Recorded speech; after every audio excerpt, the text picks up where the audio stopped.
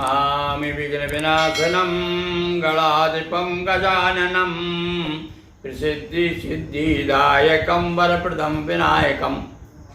नर्मदाय नमो प्रातः नर्मदाय नमो ऋषि नमस्ते नर्मदे देवी त्राहिमां बहुसागरात्। नर्मदापुरं सुविख्यातं रेवाया दक्षिणे तटे सेवाश्रमे सुरालता देवी नर्मदायै नमो नमः। सेवाश्रम नर्मदा मंदिरम की अधिष्ठात्री देवी भगवती नर्मदा के सानिध्य में भगवान श्री गणेश का चरित्र, उनकी लीलाएं, विविध प्रकार की लीलाएं आपको उनकी बाल लीलाओं का वर्णन कर रहे हैं।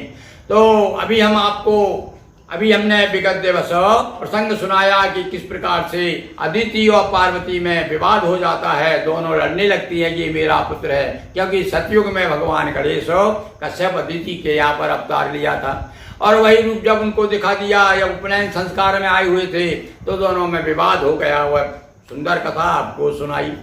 आज अब आप देखिए गणेश भगवान मयूरेश्वर के रूप में, उन्हें मयूर कैसे प्राप्त होता है वह कथा आप सुनिए।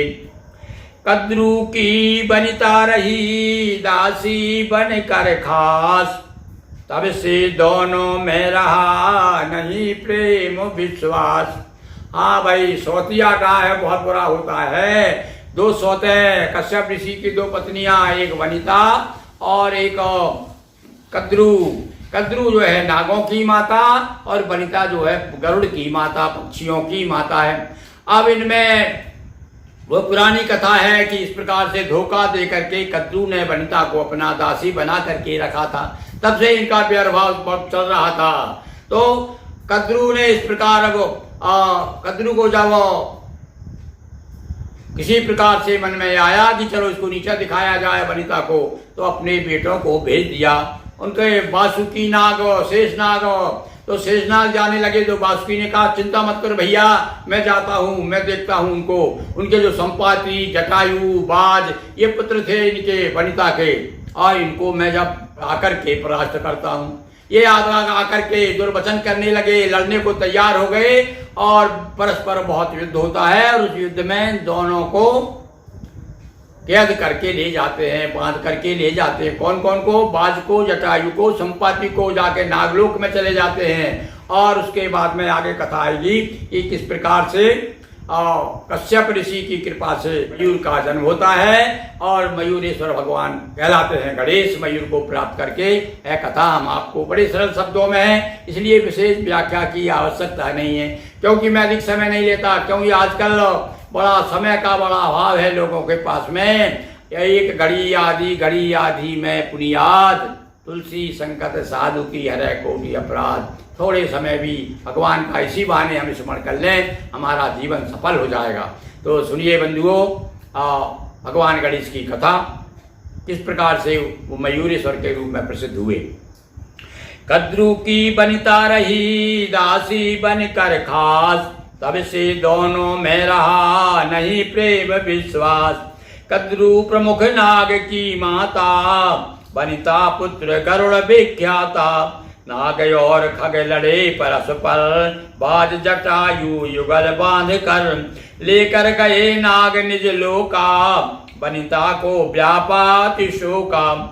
कश्यप से जा विनती कीनी, बड़ा सुख की करनी कह दीनी। तब कश्यप दीना श्वासन, दूंगा पर पुत्र तब आंगन।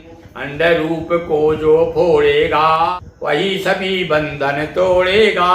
और जब वासुकी ने बाज को, जटायु को, संपाति को कैद करके नागलोक ले गया, तब बहुत दुखी हुई माँ वनिता जाकर के कश्यप से, अपने पतिदेव से शिकायत करती है कि देखो कद्रू के बच्चों ने इस प्रकार से मेरे साथ व्यवहार किया है, मेरे बच्चे बांध करके ले गए, उनको बंधन में डाल दिया है। तब कश्यप कहते चिंता मत करो, मैं तुमको एक पुत्र दूंगा। और उनको जो है गर्भाधान कराया, उसमें एक अंड दिया और कहा इस अंड को, क्यों वो तो पक्षी थी वो तो पक्षी जो है अंडा फोड़ करके निकलते हैं, तो उनका एक मैं अंडा आपको देता हूँ गर्भाधान करके। अंड दिया, उस अंड को इसने बहुत दिनों तक सेवन किया और बिल्कुल पक्षी की तरह समय बीच में मयूर का जन्म किस प्रकार होता है वह आगे कथा सुनिए। अंड रूप में जो फोड़ेगा वही सभी बंधन तोड़ेगा। दिया गर्भ में अंड मुनीश्वर और रही अंड सेवा में तत्पर। आप इधर तो ये अंड की सेवा कर रही थी और उधर क्या हुआ, उधर अपराध मिलकर विद्वाना और साहित्य गुणेश वेद ध्वनि गाना। सवेरे उठ करके गणेश जी जो है वेद की ध्वनि करने लगे। सारे ऋषि मुनि भी आ गए साथ साथ में, वो भी साम वेद का गान करने लगे। और उससे क्या हुआ कि सारा सो वेद ध्वनि को सुन सुन कर सुर मुनि नचे सभी हर्षा कर। सारे लोग नृत्य करने लगे। ब्रह्मा भी आ गए, विष्णु भी आ गए, सारे देवता आ गए और भगवान गणेश जो है बाल रूप नृत्य करते हुए वेदों का वाचन कर रहे हैं, वेद गान कर रहे हैं। तभी विचित्र दैत्य एक आया, चार सींग दो मुंह अठ पाया। देख सका सब हंसी उड़ाई, उड़ा गगन वह पूंछ उठाई। और इसी बीच में इधर तो वेदों का स्वर्गान हो रहा था और उसी समय एक राक्षस आ गया। कैसा राक्षस था, उसका चार तो सींग थे, दो मुंह थे, एक पशु बन करके आ गया वो, और 8 पांव थे उसके। बड़ा विचित्र, ऐसा आज तक प्रकृति ब्रह्मा की रचना में तो ऐसा कोई पशु था ही नहीं। देख करके सारे लोग हंसी उड़ाने लगे और कौतुक समझ लिया बच्चों ने, बाल सखाओं ने भगवान गणेश के। देख सका सब हंसी उड़ाई। सारे जब हंसी उड़ाने लगे तो राक्षस बड़ा क्रोधित हो गया और उन्हें डराता हुआ पूंछ उठा करके झपटा और उनके पास से आकर के आकाश में चला गया। तभी गुणेश पास निज साधा, प्राणहीन करने हित बांधा। अब भगवान को जो पाश दिया था ना उन्होंने, विश्वकर्मा ने, हमने कथा सुनाई थी आपको, विश्वकर्मा के द्वारा प्रदत्त पाश छोड़ दिया बांधने के लिए और उसको पाश में बांध करके धरती पे पटक करके और उसका अंत प्राणहीन कर दिया उसे। गिरा धरन पर साथी मिलकर, फेंका सबने बाहर जाकर। धरती पर गिरते ही मर गया और सब साथियों ने बाहर जाकर के टुकड़े टुकड़े करके फेंका। उसी समय गणेश जी भी चले गए उधर। जब बाहर गए तो क्या देखते हैं वहां पर, बाहर गए गणेश को वनिता, अंड साथ दिखलाती ममता।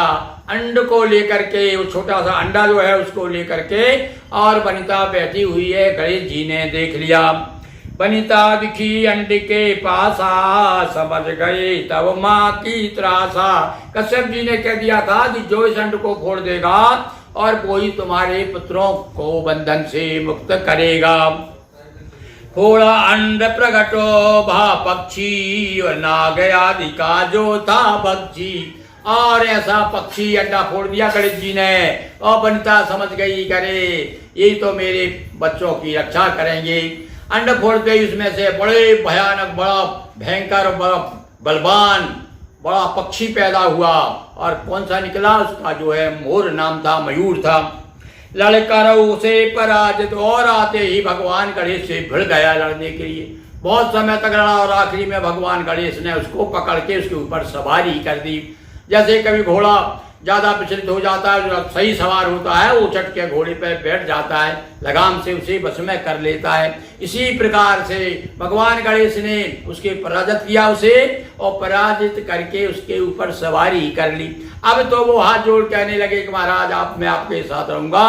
और भगवान भी प्रसन्न हो गए, हाँ आप तो मेरे साथ रहेगा, मैं प्रसन्न हूँ, वरदान मांग। तो उसने कहा महाराज आप तो कृपा करके ऐसा वरदान दीजिए कि आपके नाम के साथ मेरा नाम जुड़ जाए। तब से भगवान जो है मयूरेश्वर कहलाने लगे। लड़कर उसे पराजित कीना, बाहर उसे बना निज लीना। नाम मयूरेश्वर पड़ा, वनिता जना मयूर।